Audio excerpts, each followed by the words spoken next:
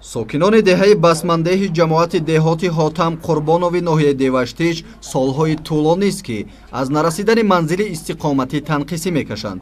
зиёда аз 20 сол аст ки мардуми деҳаи мазкур дар интизори заминҳои ваъдаҳои масъулини соҳа ҳастанд, аммо дар ин муддати тӯлонӣ, яъне 20 сола проблемаи манзилашон роҳи ҳалли худро наёфтааст ки сабаби хонавайронии бисёре аз сокинони деҳа гаштааст.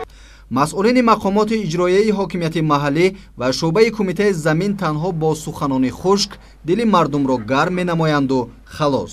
аз суҳбат ва вохӯриҳо бо мардуми деҳаи басмандеҳ бовари кас намеояд ки мардум дар хонаҳое иқомат мекунанд ки он дар ҳолати садамавӣ қарор дорад.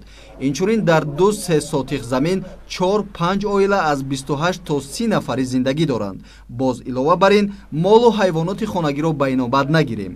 чуноне худи сокинони деҳаи басмандеҳ ибрози ақида намуданд. 2 сотих зиёдтар ҳавлиёзи 5 хоҷига инҷа зиндагӣ мекунем. 20 сол мешавад ки 60 ки назди ҳавлигӣ мо додагӣ не. ҳамин сабаб ҳозир гуфтодагим боре 5 оила инҷа зиндагӣ мекунем, 23-24 нафар одам.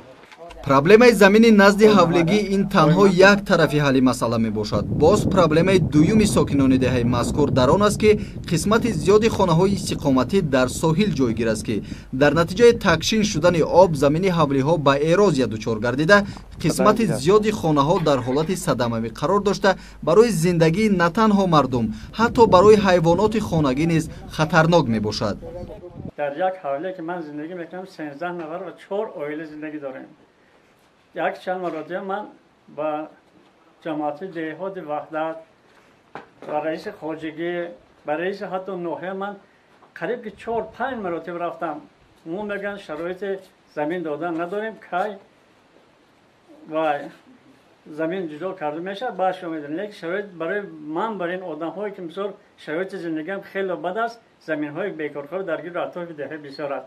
ҳозир ман агар дар ҳамин мана атрофи гирду атроф дида баромадам, ман ҳатто 2 маротиба ба ҳолатҳои вазъияти фавқулодда муроҷиат намудам ки омада шароити зиндагӣ бинам. дар шафати басмандасо зиндагӣ дорам. ҳар сол сел омада вайрон мекунад гузаргоҳҳо моя. ноҳияи деваштиш махсусан деҳаи басмандеҳ дар гирду атроф заминҳои бекорхобидаи бисёре доранд, аммо мардум аз беманзилӣ танқисӣ мекашанд. шояд пас аз тамошои ин наворҳо масъулин ба хулосае омада пешироҳи проблемаи сокинони басмандеҳро мегирифта бошанд. агар илоҷи воқеа сари вақт ҳалли худро наёбад, шояд мавсими боришоти соли ҷорӣ ба манзили сокинони деҳа боз садамаҳои бузургро дар пай гузорад.